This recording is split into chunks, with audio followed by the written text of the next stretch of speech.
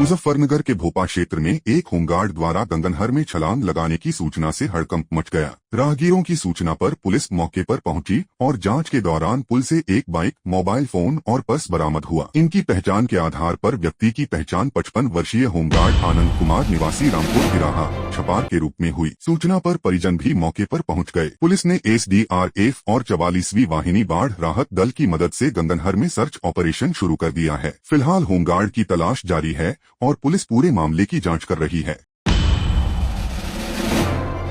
मुजफ्फरनगर से एक गंभीर और संवेदनशील मामला सामने आया है, जहां थाना मंसूरपुर क्षेत्र के अंतर्गत ग्राम घासीपुरा फार्म सरशादीलाल गार्डन मजरा हुसैनपुर बोपाड़ा में रहने वाले 32 परिवारों ने अपने घरों से जबरन बेदखल किए जाने का गंभीर आरोप लगाया है। ग्रामीणों का कहना है कि वे वर्ष 1932 यानी अंग्रेजी शासन काल से इस क्षेत्र में रह रहे हैं और उनकी 5 से 6 पीढ़ियां इसी स्थान पर बसी हुई हैं। पीड़ित परिवारों ने मुख्यमंत्री को प्रार्थना पत्र भेजकर न्याय और सुरक्षा की मांग की है। उनका आरोप है कि उन्हें लगातार धमकाकर घर खाली करने का दबाव बनाया जा रहा है, जबकि उनके पास पुराने दस्तावेज, राशन कार्ड, आधार कार्ड, वोटर ID और पूर्व में मिले वेतन संबंधी सैलरी स्लिप जैसे प्रमाण भी मौजूद हैं, जो उनके लंबे समय से यहाँ निवास को दर्शाते हैं। ग्रामीणों ने यह भी आरोप लगाया है कि पहले इस क्षेत्र में एक पाठशाला हुआ करती थी, जिसे बाद में हटा दिया गया, जिससे बच्चों की शिक्षा प्रभावित हुई। इसके अलावा क्षेत्र में शौचालय, साफ पानी और पर्याप्त हैंडपंप जैसी बुनियादी सुविधाओं की भारी कमी बताई गई है,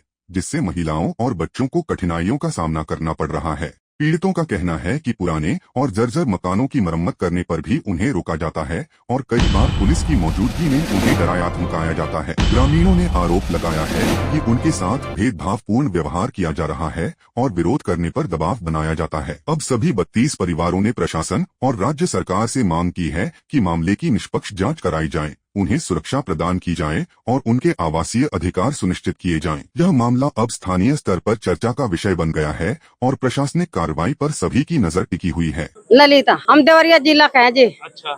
हमारे बाप दादा है सन 32 से यहाँ रह रहे, जब टीला था वहाँ पे ये हमारे ले आके वहाँ से बसाए गए थे पूर्वजों के कि यहाँ तुम लोगों का अधिकार मिलेगा, यहीं रहना, यही खाना, मकान भी बनी, सब कुछ हुआ, बाग लगाए। आज हम घर से बेघर हो रहे, 5 पीढ़ी बीतेगी, हम कहाँ जाए बताओ, कौन दे देगा हमें उस देश में। हम तब यहीं के नागरिक हो गए, राशन कार्ड है, सब कुछ है हमारा, खैर वोट भी देते हैं, राशन भी मिलता है। परेशानी ये है कि अब वो धमकी दे रहे लोग कि हम निकालेंगे यहाँ से, हम यहाँ रहने नहीं देंगे। यहाँ घासीपुर फार्म है, मुर्गी फार्म, सरसादीलाल गार्डन है, जिनकी फार्म था उन्हें तो बेच दिया। 6 बीघे जमीन छोड़ दिया हम लोगों की खातिर, वो बनामा नहीं हुआ। क्या चाहते हो? हाँ, हम तो चाहते हैं यहाँ तो वो तो सोच रहे लोग कि इन्हें निकाल के फेंक दें। ऐसे कहाँ हम जाएंगे, या आप बताइए सरकार, हम कहाँ जाएंगे। नलका एक है, 10-11 घर, इस गर्मी में हम लोग छप्पर डाल कर रह रहे, एक चादर निगेरन देते, हमें इतना दिक्कत कर रखा, हम बहुत परेशान है। वहाँ यहाँ कम से कम 300-400 आदमी है जी, बाप दादा बस आके यहाँ रहे तो परिवार बढ़ के 400-500 आदमी हो गए यहाँ पे। ये हमारे पास में घासीपुरा में बेगरजपुर में एक बाग है सरसादीलाल का, उसमें 30-32 परिवार सन 1932 से रह रहे, जब देश गुलाम था। इनकी कई पीढ़ी होगी, बहुत, आप अगर पता करो तो कभी ऊंचे नीचे टिल्ला हुआ करते थे, जो आज में प्लान हो गए, इन्हीं के पूर्वजों ने प्लान करे। लेकिन ये सब होने के बावजूद ये लोग वोट भी देते हैं, ऐसा नहीं है कि वोट नहीं देते, वोट भी देते हैं, जनप्रतिनिधि भी चुनते हैं, राशन का भी अधिकार है, सब चीजों का अधिकार है, बिजली भी मिल रही, अधिकार नहीं है शौचालय का। इनके पास एक भी, किसी के भी परिवार पर शौचालय नहीं है, किसी के पास नल नहीं है। ये लोग 32 परिवार एक नल पर आश्रित हैं। दूसरा, इनके किसी भी के आज इस वर्तमान में कोई रह सके छप्पर में, ये लोग आज भी छप्पर में रहते हैं। इस आधुनिक युग में जब हम भारत को कह रहे कि विकसित भारत होगा, उस देश में 32 परिवार छप्पर में रह रहे, और जिन लोगों ने पीढ़ी दर पीढ़ी इनसे काम लिया, वे लोग आज इन्हें उस रहने की जगह से भी निष्कासित करना चाह रहे। इन्हें उस मकान से जो एक छप्पर वाली छत मिली जैसी कैसी, उससे भी निष्कासित करना चाह रहे। 5 पीढ़ी इनके गोरखपुर से यार बिहार से यहाँ आके रह गई थी, अब ये कहाँ वहाँ जगह ढूंढेंगे, कहाँ मकान ढूंढेंगे, कहाँ जाएंगे, कोई जवाबदेही किसी की नहीं है। ऊपर से इन्हें कोई नोटिस वोटिस देकर प्रताड़ित किया जा रहा। कई बार पुलिस को ले जाके कुछ लोग लोकल के कोई मैनेजर है, यही बताऊंगे, वो इन्हें धमकियां देता है। तो इनकी पीड़ा को देखते हुए ये OT और वो नहीं है, ये इस देश के नागरिक हैं, इन्हें अधिकार है सुविधाओं का। जहाँ सरकार एक तरफ दावा कर रही कि हर घर शौचालय दे रहे, हम हर घर मकान दे रहे, छत दे रहे, और ये लोग, आपको मैं विजुअल दिखाऊंगा वहाँ के, आप देख के आप वहाँ का मुआयना कर आओ कि नरक क्या होता है, उस नरक का जीवन जी रहे हैं ये लोग, उस भूमि पर कर रहे जिसे इन्होंने अपने खून पसीने से इनके पूर्वजों ने अच्छी बनाई। हम चाहते हैं इन्हें रहने की जगह मिले और सुविधाएं मिले जो सबका अधिकार है। भाई सरकार इन्हें राशन दे दी, बिजली दे दी, भाई इन पे कनेक्शन है, वोट का अधिकार दे दी, तो इन्हें रहने का मकान और शौचालय नल भी दिए जा। मुजफ्फरनगर में अखिल भारतीय ग्राहक पंचायत ने अधिकतम खुदरा मूल्य यानी एमआरपी पर नियंत्रण संबंधी कानून बनाने की मांग उठाई है। संगठन के जिला अध्यक्ष एडवोकेट कपिल कुमार गुप्ता के नेतृत्व में पदाधिकारियों ने जिलाधिकारी उमेश मिश्रा को ज्ञापन सौंपा। ज्ञापन में कहा गया कि बाजार में कई वस्तुओं पर अत्यधिक एमआरपी अंकित होने से उपभोक्ताओं को आर्थिक नुकसान उठाना पड़ता है और इस संबंध में लगातार शिकायतें सामने आ रही हैं। संगठन ने सरकार से मांग की है कि वस्तुओं की एमआरपी निर्धारित करने के लिए स्पष्ट और प्रभावी कानून बनाया जाए ताकि ग्राहकों को उचित मूल्य पर सामान उपलब्ध हो सके। इस दौरान संगठन के कई पदाधिकारी और सदस्य मौजूद रहे। कपिल कुमार गुप्ता, ये हमारा एक जो है एमआरपी को लेके एक चला हुआ है अखिल भारतीय ग्राहक पंचायत हमारा संगठन है, इसके तत्वाधान से एक अधिकतम खुदरा मूल्य है उसके मुद्रण सीमा लगाने के लिए चला हुआ है कि जो एमआरपी बनती है वो आवश्यकता से अधिक चलती है तो उसे हटा करके उसमें उसका जो कॉस्ट प्राइस है वो डालना जाए और जो उसकी फर्स्ट सेल प्राइस है उसमें जीएसटी इंक्लूड करके वो डाल दिया जाए। अगर एमआरपी लिखनी भी है तो एमआरपी पे कानून बनाया जाए जो लिमिट में हो। जैसे कोई चीज़ सपोज करो कोई दवाई है वो 20 रुपये का पत्ता आ रहा पूरा और उस पर आपने रेट डाल दिया 180 रुपये, वो जो है बाहर जाने के बाद में 180 रुपये में मुश्किल से 2-4 रुपये की छूट देती वरना वो भी नहीं देते। कितना महंगा कस्टमर को मिल रहा। अगर उसमें आपने 20 रुपये का पत्ता है आपने उसमें अपना मार्जिन डाल लिया और पहली कॉस्ट प्राइस डाल दी कि हाँ भाई ये 22 रुपये का पड़ रहा है, उसके बाद में आपने उसमें जीएसटी इंक्लूड कर दो और कुछ उसकी जो बचत है वो इंक्लूड कर दो, उसके बाद में पत्ता 30 रुपये का 31 रुपये का होगा।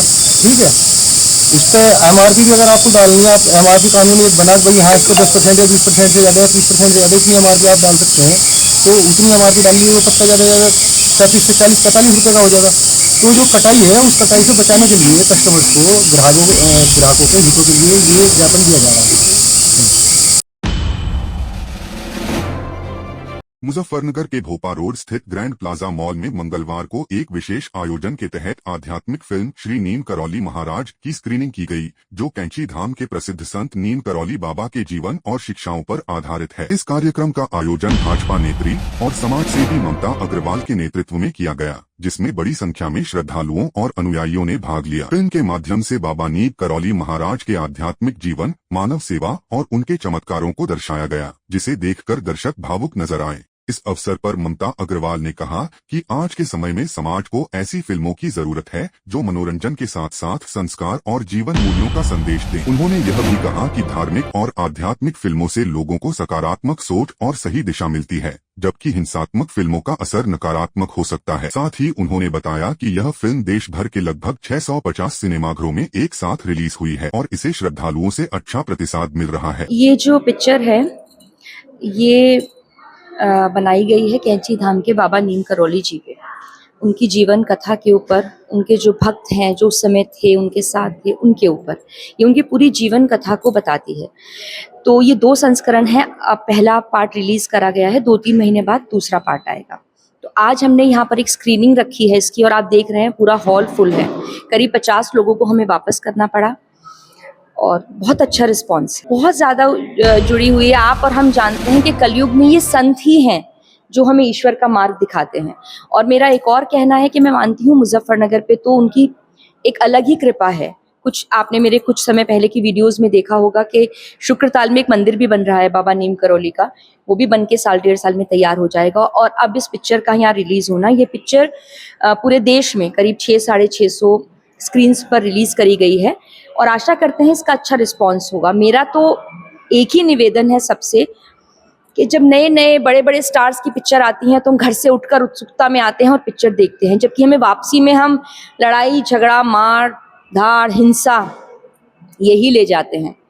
पर सनातन का जो हमें राह दिखाते हैं ऐसे गुरु, ऐसे संत, ईश्वर, उनके द्वारा या उनके ऊपर जो पिक्चर बनती है उन्हें ज़रूर देखना चाहिए, क्योंकि उसके बाद पिक्चर देखने के बाद हम घर ले जाते हैं कुछ संस्कार और जीवन जीने की शैली। ऐसा नहीं है कि ये मैंने प्रेरणा मैंने ली है या कुछ है, पर मुझे लगता है कि ईश्वर अपने आप चुन लेता है कुछ लोगों को। जब मंदिर बन रहा था तो ईश्वर ने मुझे चुना तो मैं भाग्यशाली हूँ। अब विदुषी जी जो इस शहर से हैं और को प्रोड्यूसर हैं इस पिक्चर की, वो चाहती तो बहुत लोगों को चुन सकती थी, पर किसी ने उनको मेरा बताया या उनको मिलना था। ये मैं अपने आप को भाग्यशाली समझती हूँ कि बाबा नीम करोली ने मुझे इसका मार्ग दिखाया या मुझे इसका, बिल्कुल मैं अभिनव स्वरूप जी का बहुत बहुत धन्यवाद करती हूँ।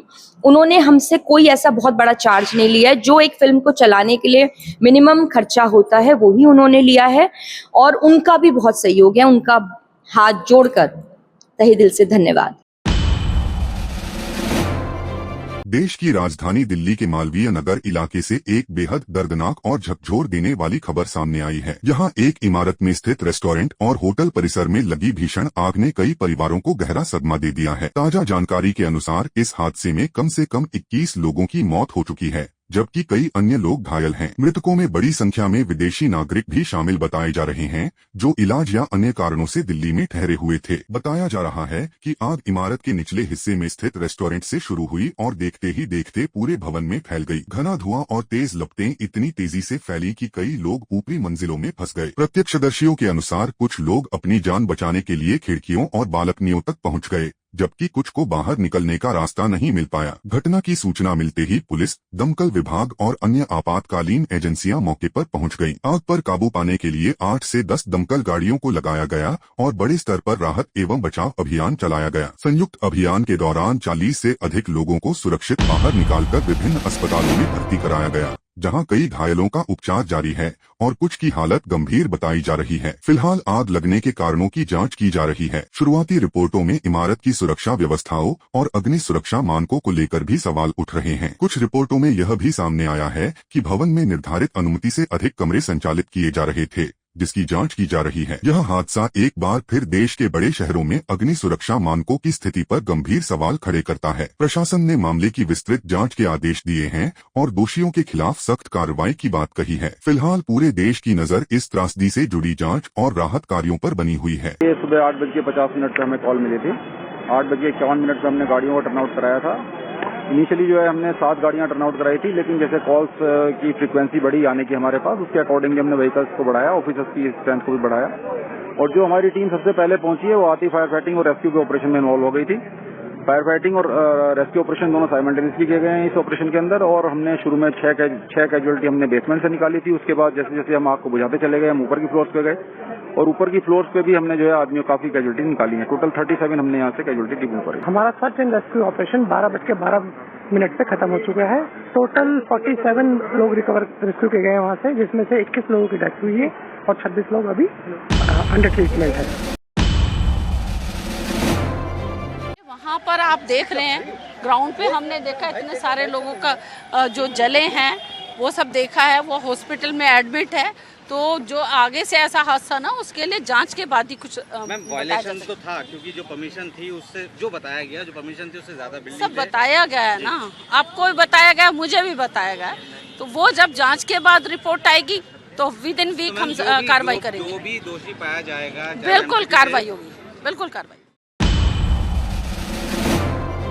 बिहार की राजधानी पटना से एक बड़ी खबर सामने आई है, जहां चर्चित शिक्षक और यूट्यूबर खान सर के कोचिंग सेंटर के बाहर मंगलवार रात अचानक फायरिंग और पत्थरबाजी से हड़कंप मच गया। घटना मुसल्लहपुर हाट थाना क्षेत्र की बताई जा रही है। जानकारी के अनुसार 2 कोचिंग संचालकों के बीच लंबे समय से चल रही आपसी रंजिश ने हिंसक रूप ले लिया, जिसके बाद इलाके में कई राउंड फायरिंग हुई और पत्थरबाजी भी की गई। घटना के समय मौजूद खान सर ने दावा किया कि उन्होंने खुद अपनी आंखों से 8 से 10 राउंड गोलियां चलते देखी। खान सर ने कहा कि कुछ कोचिंग संचालकों को इस बात से परेशानी है कि उनकी कोचिंग में बेहद कम फीस ली जाती है और बड़ी संख्या में छात्रों का चयन भी होता है। उन्होंने आरोप लगाया कि इसी वजह से विरोधी पक्ष नाराज है। गोलीबारी की खबर फैलते ही इलाके में अफरा तफरी मच गई और हजारों छात्र कोचिंग सेंटर के बाहर जमा हो गए। स्थिति को नियंत्रित करने के लिए भारी संख्या में पुलिस बल तैनात किया गया है। फिलहाल पुलिस पूरे मामले की जांच कर रही है और फायरिंग में शामिल लोगों की पहचान करने का प्रयास किया जा रहा है। इस घटना ने पटना के शिक्षा जगत में भी कई सवाल खड़े कर दिए हैं। देखिए, बिहार में जो 20 साल का ट्रैक रिकॉर्ड है नीतीश जी का, और जो अभी हमारे माननीय मुख्यमंत्री सम्राट चौधरी जी है,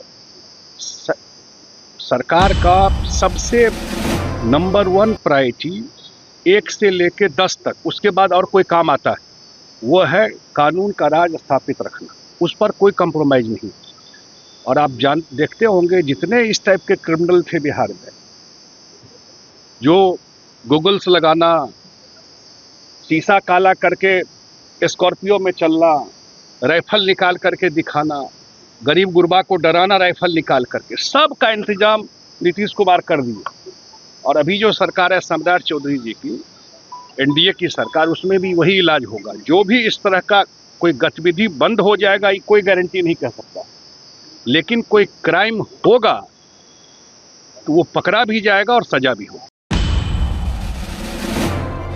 वाराणसी से इस वक्त की बड़ी खबर सामने आ रही है, जहां आदमपुर थाना क्षेत्र के भदौचुंगी इलाके में देर रात करीब 1:30 पर प्रशासन ने बड़ी कार्रवाई करते हुए करीब 200 साल पुरानी अजगैब शहीद मस्जिद को बुलडोजर से ध्वस्त कर दिया। प्रशासन का दावा है कि मस्जिद और उससे जुड़ा कब्रिस्तान रेलवे की जमीन पर अवैध रूप से निर्मित थे। वर्ष 2024 में हुई पैमाइश के दौरान इस भूमि को रेलवे की संपत्ति बताया गया था। अधिकारियों के अनुसार अतिक्रमण हटाने के लिए कई बार नोटिस जारी किए गए, लेकिन निर्माण नहीं हटाया गया। इसके बाद भारी सुरक्षा व्यवस्था के बीच कार्रवाई की गई। मौके पर कई थानों की पुलिस, लगभग 500 पुलिसकर्मी, रेलवे सुरक्षा बल और प्रशासनिक अधिकारी तैनात रहे। देर रात हुई इस कार्रवाई को लेकर पूरे क्षेत्र में चर्चा का माहौल बना हुआ है और प्रशासन हालात पर नजर बनाए हुए है। जम्मू कश्मीर में आतंकवाद के खिलाफ सुरक्षा बलों का अभियान लगातार तेज होता जा रहा है। लाइन ऑफ कंट्रोल यानी LOC के पास जम्मू सेक्टर में बड़े पैमाने पर सर्च और कॉम्बिंग ऑपरेशन शुरू किया गया है। इससे पहले राजौरी और पुंछ जिलों में भी आतंकियों के खिलाफ व्यापक अभियान चलाया जा रहा था। अब आगामी अमरनाथ यात्रा को देखते हुए सुरक्षा एजेंसियों ने अपनी चौकसी और अधिक बढ़ा दी है। जानकारी के अनुसार संवेदनशील इलाकों में अतिरिक्त सुरक्षा बलों की तैनाती की गई है और संभावित घुसपैठ मार्गों पर विशेष निगरानी रखी जा रही है। वरिष्ठ पुलिस और सुरक्षा अधिकारी स्वयं इन अभियानों की निगरानी कर रहे हैं ताकि किसी भी संदिग्ध गतिविधि पर तुरंत कार्रवाई की जा सके। सुरक्षा एजेंसियों का मुख्य उद्देश्य सीमा पार से होने वाली घुसपैठ की कोशिशों को विफल करना और आतंकियों की गतिविधियों पर पूरी तरह अंकुश लगाना है। अमरनाथ यात्रा के दौरान श्रद्धालुओं की सुरक्षा सुनिश्चित करने के लिए सुरक्षा व्यवस्था को बहुस्तरीय बनाया जा रहा है। पूरे क्षेत्र में हाई अलर्ट जारी है और सुरक्षा बल हर चुनौती से निपटने के लिए पूरी तरह तैयार हैं। और हमें इस चीज़ को सबको मालूम है कि ये हमारे लिए कितनी इम्पोर्टेंट है, और उसकी इम्पोर्टेंस को देखते हुए सिक्योरिटी के जितने भी मेजर्स होते हैं, जितने भी पैरामीटर्स होते हैं, उन सब के ऊपर काम कर रहे हैं हम लोग। और जैसे जैसे आगे बढ़ेंगे तो हमारी ये पूरी कोशिश रहती है कि अमरनाथ जी की जो यात्रा है, श्री अमरनाथ जी की जो यात्रा है, उसको हम पूरे अमन व ईमान और खुशी खुशी जो है उसको कंक्लूड करें।